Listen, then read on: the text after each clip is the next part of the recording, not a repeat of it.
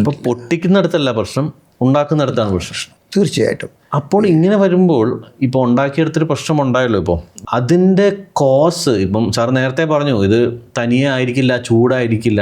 അങ്ങനൊരു മാൻമെയ്ഡ് സാധനമാണെങ്കിൽ തന്നെ അതിന് അക്കൗണ്ടബിലിറ്റി വേണ്ടേ? തീർച്ചയായിട്ടും. ഇപ്പം തൃശ്ശൂർ പൂരത്തെ സംബന്ധിച്ച് പറയുകയാണെങ്കിൽ തൃശ്ശൂരിൽ പാറമേക്കാവ് ദേവസ്വത്തിനും തിരുവമ്പാടി ദേവസ്വത്തിനുമാണ് ലൈസൻസ് ഉള്ളത്. അവർക്ക് കണക്കുണ്ടോ? അതിന് കണക്ക് തീർച്ചയായിട്ടും. അവരുടെ licence capacity of the storage, അതായത് മാഗസിൻ സ്റ്റോറേജ് എന്ന് പറയുന്നതാണ് മാഗസിൻ. ഓ ശരിയാ.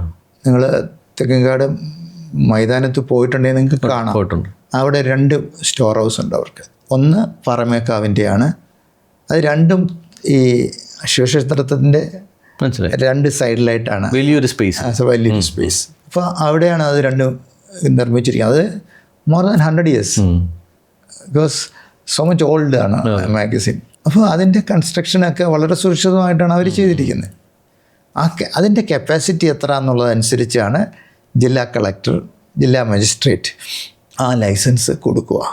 അപ്പോൾ ഇവരുടെ 2 പേരുടെയും കപ്പാസിറ്റി എന്ന് പറയുന്നത് 2000 കിലോയാണ്. 4000 കിലോ. അപ്പോൾ തിരുവമ്പാടി സാമ്പിളിന് 2000 പൊട്ടിച്ചാൽ അപ്പുറം അവരും 2000 പൊട്ടിക്കും.